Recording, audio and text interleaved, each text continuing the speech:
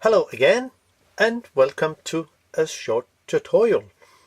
This time I will just show you how you can take off the top cover on the Olympus OM-1. Those info there is about how to take off the top cover on this Olympus OM-1. I think, yeah, there is some good information, but none of them actually told in their info about how to take off this screw here that covers the film advance arm. Should it go counterclockwise or clockwise? Well, I couldn't figure it out, so I simply just would think I will make a film about how to take off the top cover, which is quite simple.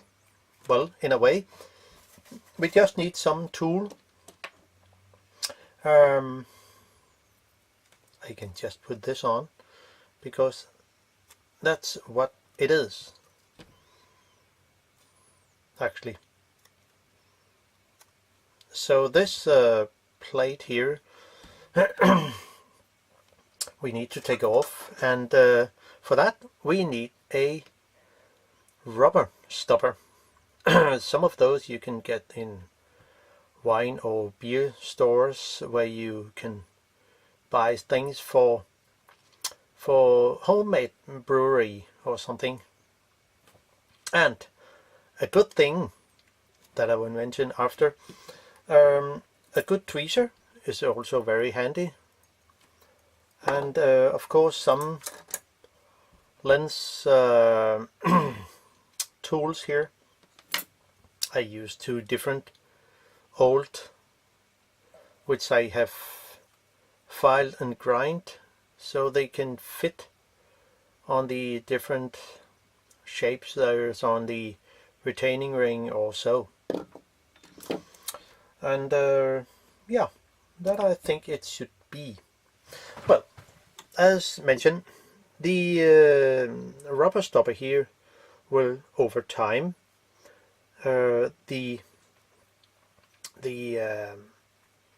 surface of the rubber will over time be more shiny or flush or whatever, so it's difficult to get the good grip on it. So as a website called Dementic or something like that .com or .org has mentioned that one could use acetone. Well, I would just use nail polish remover because it also works pretty good. So by using a cotton bud and a nail polish remover, I can just recover or whatever. I can just renew the rubber surface like it was almost new, just with the nail polish remover, so it has the same sticky surface, and that's absolutely great. So and then it will be much easier to open the camera. Now the point is that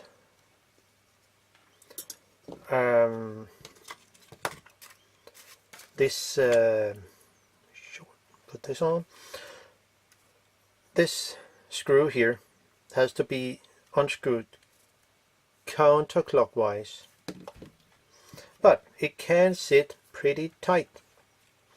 So by holding a finger here, very have a good grip, and then put this on, and then full press on it, and then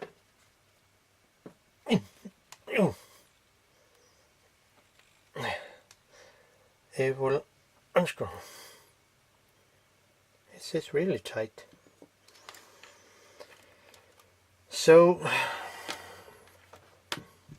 And that's actually the only time I'll use the rubber stopper, because it's only for this one.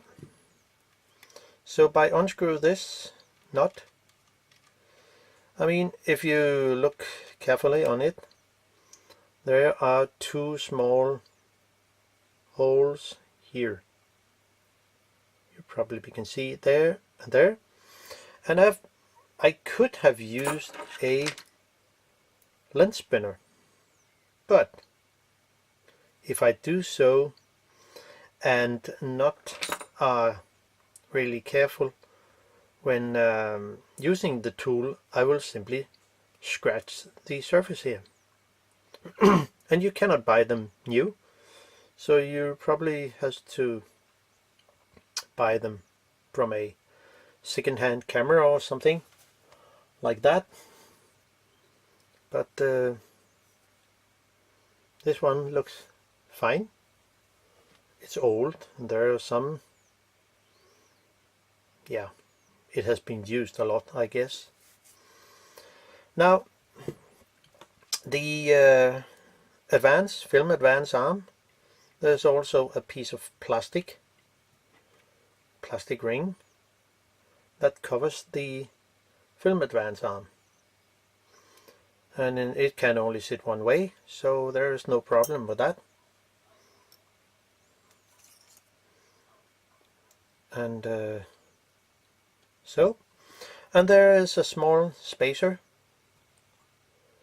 which also has to sit there, only one here.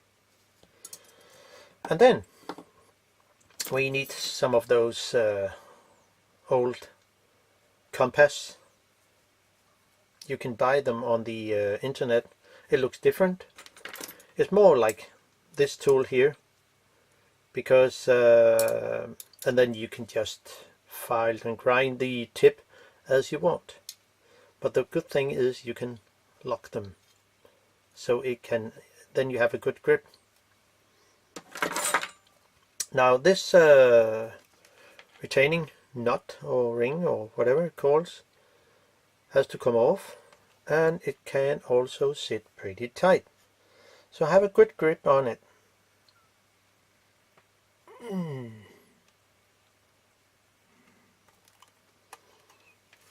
Okay, sits a bit tight, so it's important to have a good grip here.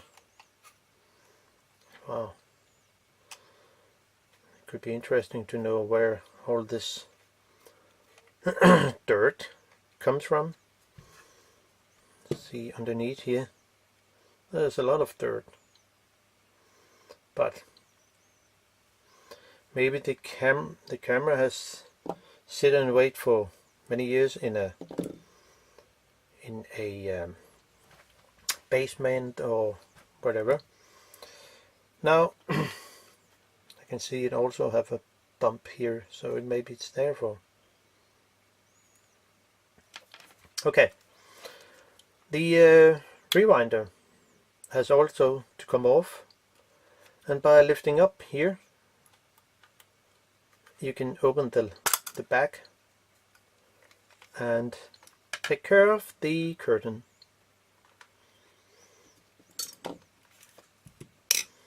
And since I only opened the camera, there will be no other things. We just have a sneak peek inside, see how it looks. It can sit tight, this one. Of course I have been into the camera and take a look, so therefore this one is a bit, well, it moves a bit tight, so but it's okay actually. Now the rewinder has to be unscrewed counterclockwise, as you can see here. This one has to be unscrewed counterclockwise. Okay, put my finger on. So here we are. It is not necessary to unscrew the small screw here. So no, but to unscrew the rewinder handle itself, we need a flat tool or something like that to put in here, in the gap here, and have it so it stops on a it has a good grip, and then gently unscrew this one. So the rewinder will just come off in one piece.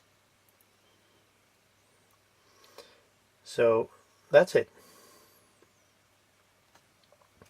Now there are two screws here, one there and there.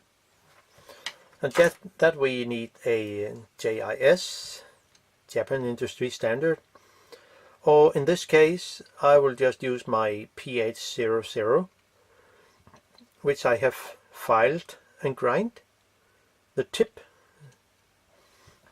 and it fits perfect in the screw. That's a different way of buying tools. I mean, you can get a good crosshead screwdriver and make your own JIS. Maybe someone mentioned that, oh, it's not possible, but yeah, I have done it during many cameras and lenses during the many years. So there it is. The only thing we need to unscrew is the retaining ring for the flash on top of the top cover, and for that I will also use a lens tool or compass, as you can say, and just because there's two small notches here, one on each side.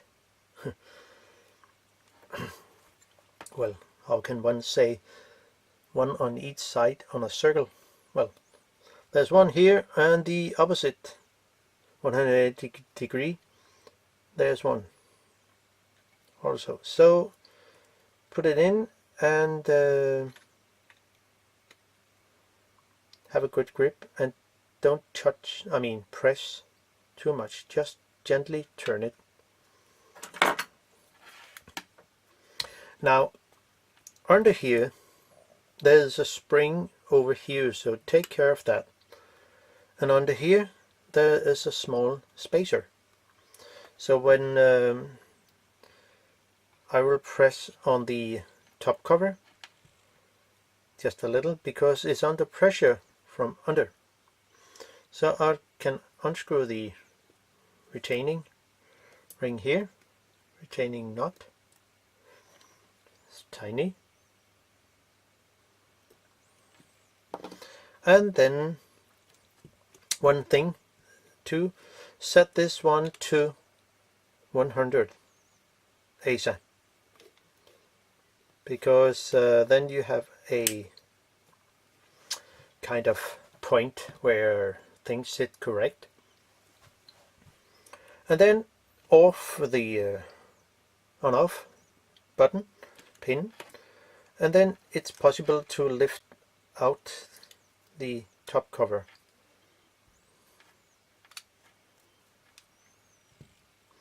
So gently off, and then turn it around. This is how it looks. The point is with setting a mark here is to, so you know where the gap down here goes on the pin here, on the meter, or the ASA switch, or whatever it calls. And I also put a mark here, so I know exactly where 100 ASA is. So on the little kind of, not really a screw here, but on the plate here, and on the small tab here. Now, there's also one spacer here, which you be careful of where it sits here, so off for that. And the small spring here on the side, on the left side of the camera, seeing from behind, it has to come on again, because if you miss it, the lock system here will not work as it should. So remember that. So this is how the on-off switch on the inside. So when set it to on, this side here will make a pressure on the on-off switch, something like here, and it can sometimes break because of, over time the material goes bad. Someone mentioned that some of the wires in here will break now and then. I mean, in this camera it doesn't seem to be a problem.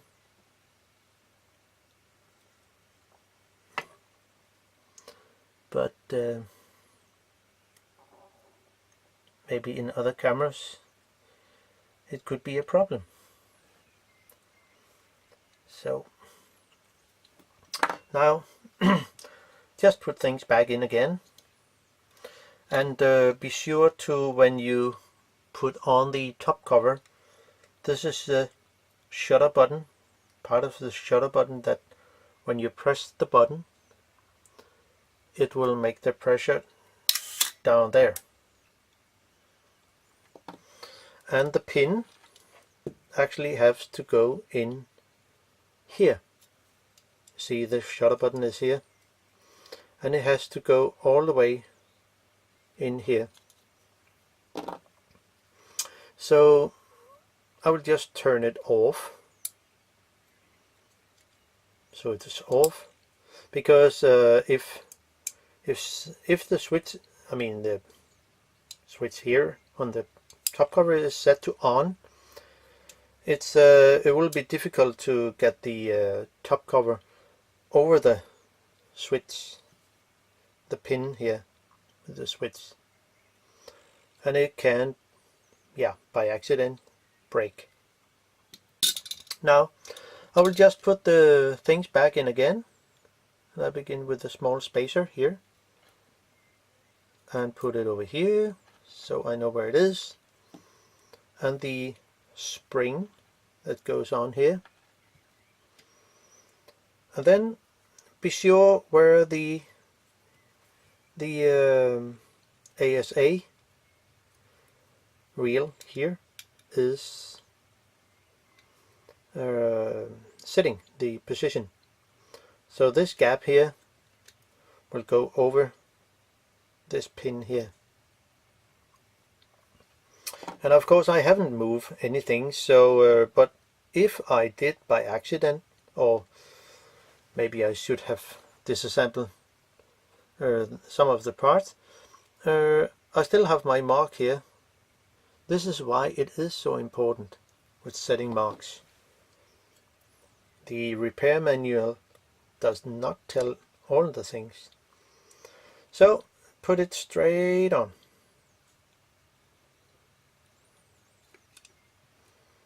So, and to be sure, the pin for the shutter button, you probably need to be sure it goes straight on. If not, it could be some problem. And in this case I think there is something. So it's difficult to see, but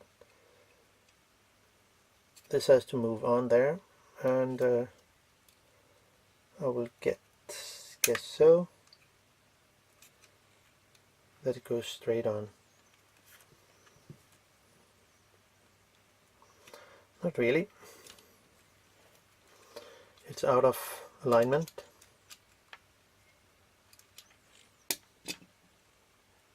So you have to push it more forward, and then it should be possible, maybe if I do so. So you can see I put the pin over there and take care of the little spring. Yeah.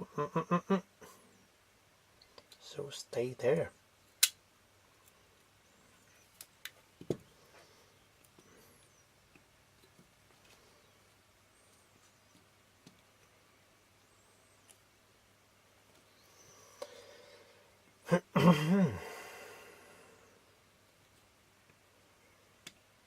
Well, sometimes it's not easy. It looks easy, but isn't always.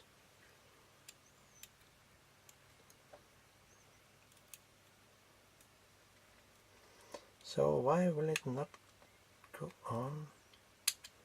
So there.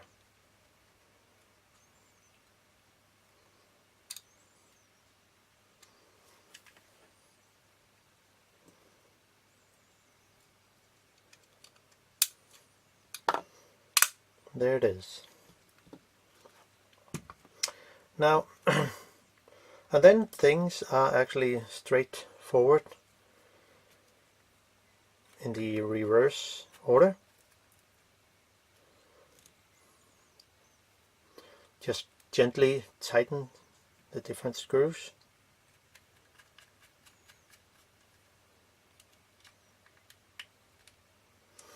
There's no need to over tighten it. And then this goes on here.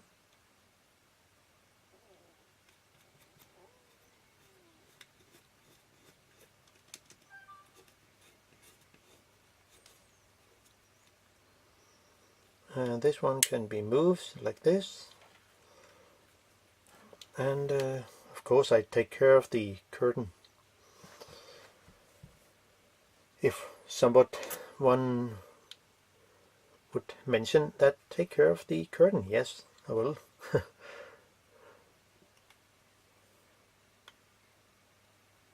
So, sit there, and then the rewinder wheel, handle, whatever the name is, and just put it on here and screw it on clockwise. Now we do it again in the opposite direction, because I'll screw this on. Don't screw this too tight, because you can break those two legs here. Be sure about that. I mean, when you rewind a film, it will still tighten it, so just gently tighten it. It breaks very easy, those, if you tighten this one too much. So no need for that. So now I can just put on the and see the lock function is working because the spring is in there. If you forget, just need to take off the top cover again and put in the spring. Now this, the back has to sit there, and push this pin down, and it will hopefully come in there, and something like there. Click, it says. So now the back is actually fine.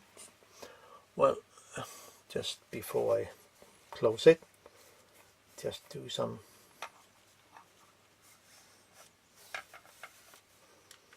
so it looks fine again. So, and then put there's also some here on the back of the pressure plate.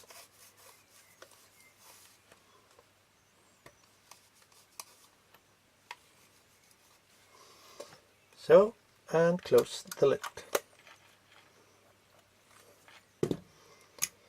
Now we only missed the retaining ring here, which is pretty small. It can only sit one way because of the way it is. The diameter on the outer diameter is bigger because there is a smaller diameter on the underside of the retaining ring. So the top has to yeah, it's a more shiny part and looks nicer. So just put this on here and screw it in. We could just use my little rubber stopper here, because this ring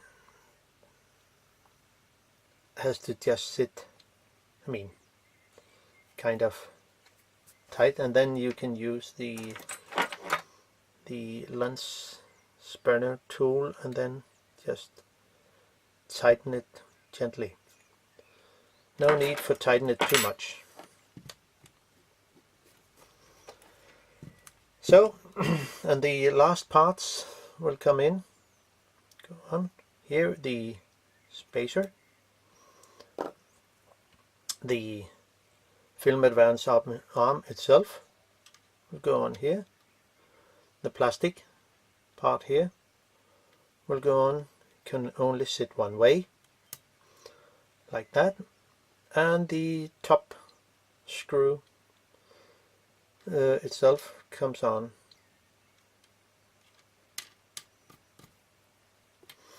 And then I can just tighten it with my rubber stopper.